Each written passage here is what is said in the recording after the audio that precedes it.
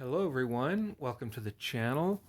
Today I'm going to be taking a look at the Absolute edition of Frank Miller's Batman Year One. This was just a little mini series. It wasn't just but a few issues, and came out in what, 1986, 87, something like that. I was in high school.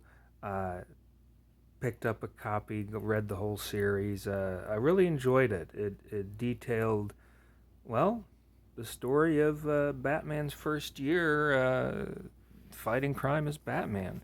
And DC did a nice job of this Absolute Edition. Comes in this nice slipcover. Got year one on the back. Um, here's here's the spine. There are actually two books in here, book one and book two.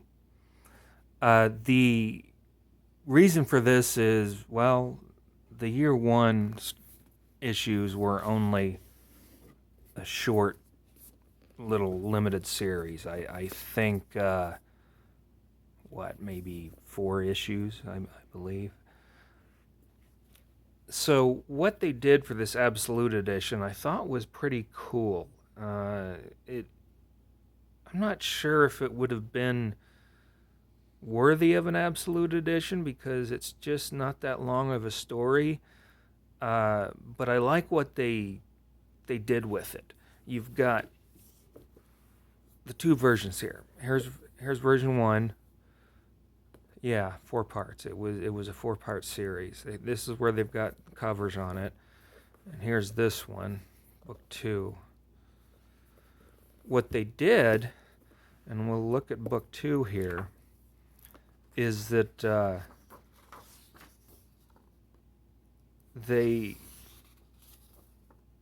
recolored it.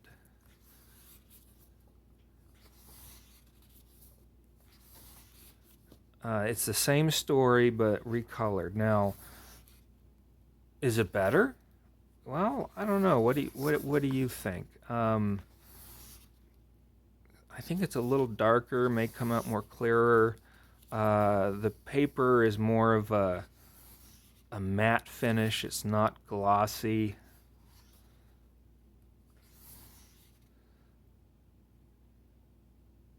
It's got the early beginnings of Commissioner Gordon.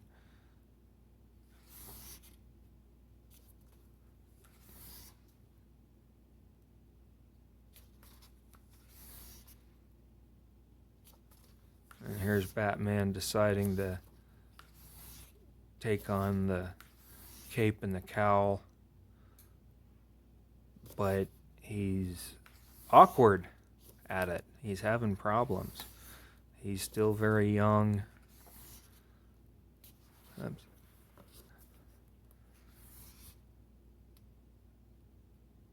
But you know what? He's doing well. It was a good storyline. It's considered a classic now, and for good reason. Very well written.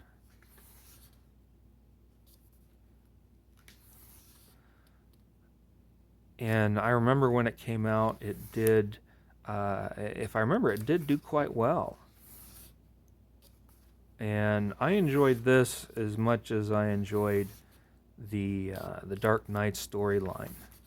The Dark Knight storyline dealt with an older, retired Bruce Wayne, whereas this was the exact opposite and took on the story of Batman's first year of activity. So you can see how like I said, they've done a restoration and they've done the recoloring. I mean, it looks good. What do I think of it? I'm not sure. I'm not sure of the recoloring. I think the line work maybe looks more more detailed. But I don't know. I'm not sure. What do you think as I've just kind of flipped through it? We do have some extras in the back. Here's a promotional image.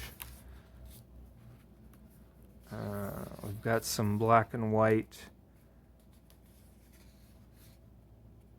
Well, looks like they're, I don't know, they look kind of golden age, but I'm not sure.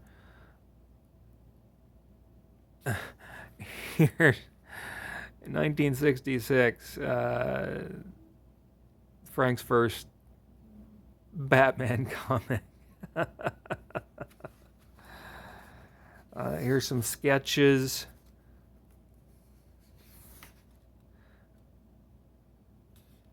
Here's what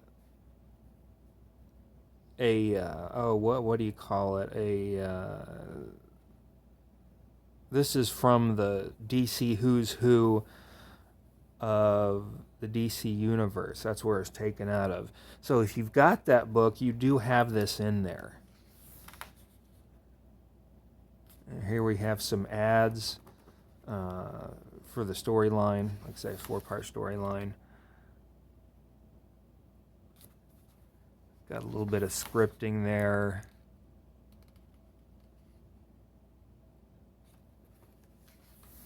It's like I say, it's mostly the coloring that's been changed.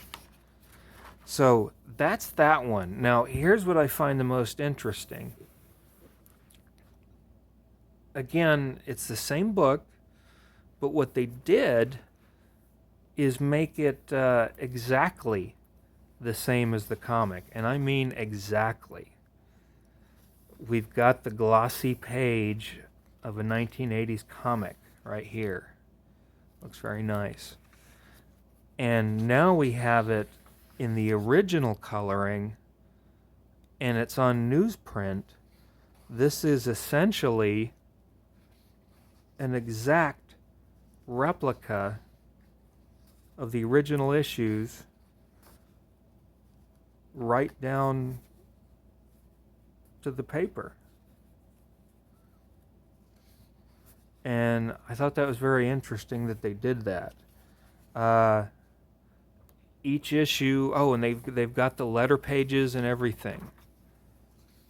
So it's like you've got the original comic in your hands.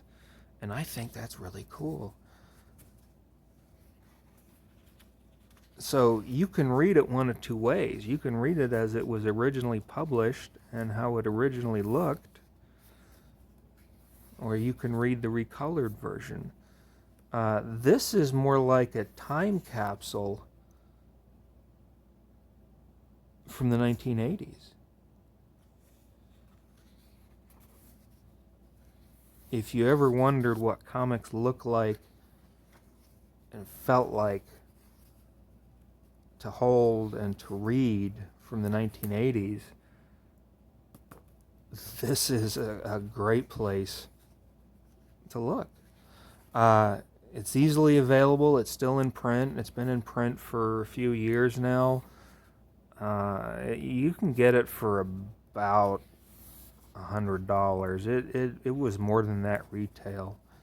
It's got a lot of extras, scripts, sketches. Honestly, they've had to pad this out quite a bit with extras because the content is so short. And that's why I say I'm not sure this was the greatest idea for an absolute edition. It's good what they did with it. It's an interesting idea.